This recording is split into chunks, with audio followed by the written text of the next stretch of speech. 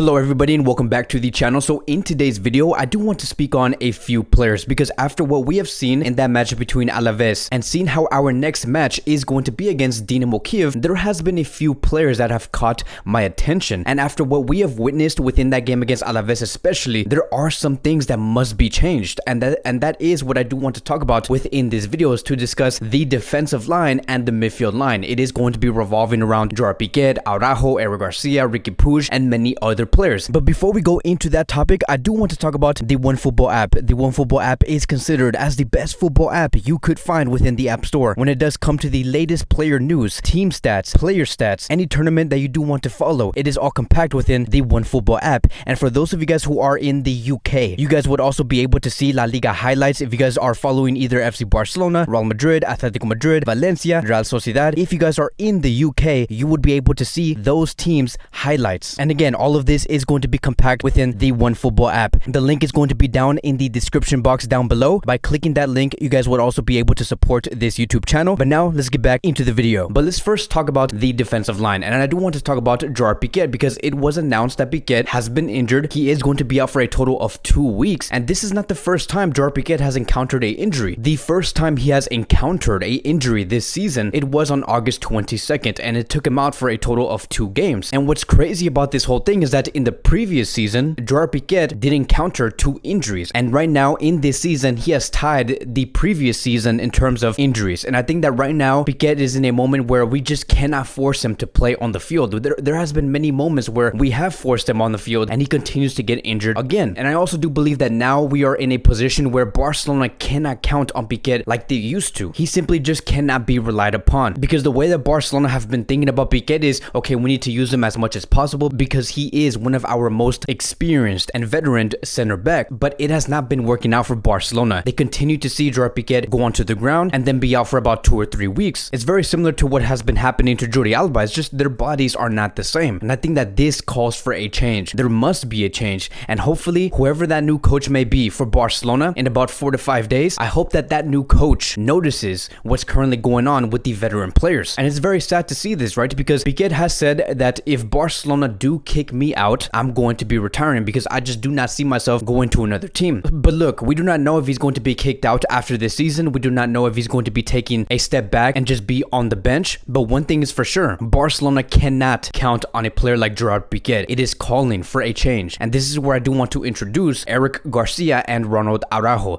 These are 2 center backs that I do believe in time should be our consistent center back duo. These are 2 center backs that we need in the starting 11 99% of the time throughout the season. Because look, in this game, again, against Alaves, Eric Garcia had a very strong performance. And it really did tell us that it is time for Eric Garcia to be starting in every match. It is time for Araujo, who we know should be already starting in every match. But going back to Eric Garcia, on the ball, he is great. The fact that he can run high up the field and step away from the defensive line and outnumber the midfield, that is a huge advantage for Barcelona's game. And I remember there was also a moment where Alaves was on a counterattack and then Eric Garcia intercepts the ball and he immediately passes it back to Mingueza. That was world-class defending. I think that the only thing that was missing for Eric Garcia was confidence, to continue to gain the confidence that he is a great center back. And also, he does not have to listen to the other center backs when it comes to being the most physical, because look, we know that Eric Garcia is not the most physical, but he can provide so much more compared to a regular physical center back. So this player here, this guy, he needs confidence. He needs to continue to play. The only way you could give Garcia confidence is to give him more minutes. And the best partner that he could have alongside with him, again, it is going to be Ronald Araujo. Both have opposite strengths. They both greatly do complement each other. And I think that if this center back duo can mature and be refined and they understand each other more, they can become one of the best center back duos in the world. And the best thing from all of this is they are very young. And when you are very young, you do have massive room to grow. You do have potential to continue to refine your game. And now I do want to move on towards the next position, which is going to be the midfield line. And to be more specific, I want to talk about Riqui Puig because in the previous video, I did not talk about Riqui Puig enough, which is why we are going to be bringing him up in this video, because Riqui Puig did play against Alaves. He did not receive 60 to 70 minutes, but he received 20 minutes. And let me tell you, every time Riqui Puig receives some minutes, whether it's 20 minutes, 10 minutes, 5 minutes, he really really does make every second count within the game. And honestly, I do expect Riqui Puig to play against Dynamo Kiev. I do not know if he's going to be starting. I do not know if he's going to come in late in the match. I do not know if he's going to come out in the second half, but Riqui Puig will be playing. It's going to be another opportunity for many of us to witness what Puig can do. And also seeing the amount of games that Barcelona has been playing, there needs to be rotation. So hopefully in the next match, which will be tomorrow, Riqui Puig gets a total of 20 to 30 minutes, because the 20 and 30 minutes that he did receive against Alaves, he was superb. And look, I understand, right? I understand that the argument could be that the only reason why Puig gets 20 minutes is because he has many other great players ahead of him. And that could be a great argument, right? Because I know that Puig does have a lot of competition. He has Gavi ahead of him. He has Nico Gonzalez, Frenkie de Jong, and Pedri all ahead of him. But this is why we do call for rotation, because I just do not see Pedri and Frenkie de Jong and Gavi being received all of the minutes throughout the season, because look at where this got us. Pedri is currently injured. Frenkie de Jong is currently trying to get back. We could see Frenkie de Jong maybe possibly against Dynamo Kiev, but we should never be experiencing or witnessing these moments. Puig should be playing a good portion of the minutes, because if Puig were to play maybe 2 times more than what he originally did play, maybe Pedri and Frenkie de Jong would have never gotten injured. But let's talk about how Puig did play against Alaves, because in this game he was very hyperactive. He made Barcelona look much more fast on the pitch, and to be very honest, you look at what Puig has been doing and what he could do.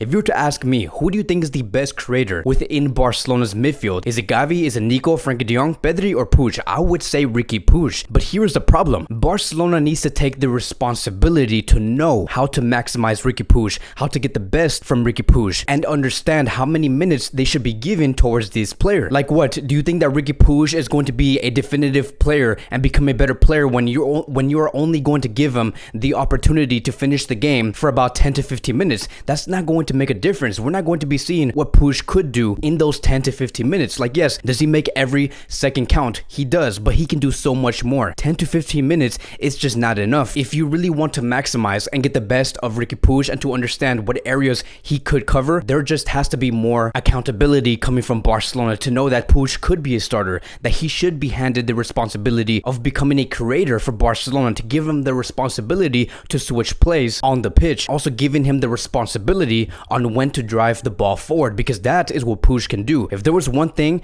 that Puig can do that no other midfielder could do in Barcelona, it is going to be that he can carry the ball from the midfield where Busquets does play all the way to the number 9 position. That is something that Pedri and Gavi just do not have. Puig has the dribbling technique. He has the ability to progress the ball forward. But here's the thing. Again, I'm going to go back to that argument. But Kevin, how can you place Puig and give him the desired minutes that he should be getting when there are players like Gavi, Nico, Frenkie de Jong, and Pedri? And what I would say is this. There is actually a big possibility where many of these players could start. I think we have had this discussion before, but Puig can actually start under the right formation. And I do think that one of the best formations that could be used in Barcelona once our new manager does come in, it is going to be a 3-4-3 diamond system. If we could see a defensive line of Dest on the right, Garcia in the middle, and Araujo on the left, and then have a 4-man midfield that's shaped like a diamond, it could really work. Because if we can see here, we can see Frenkie as a central defensive midfielder. We can also see here Gavi as a central midfielder, Puig as another central midfielder, and Pedri as a central attacking midfielder.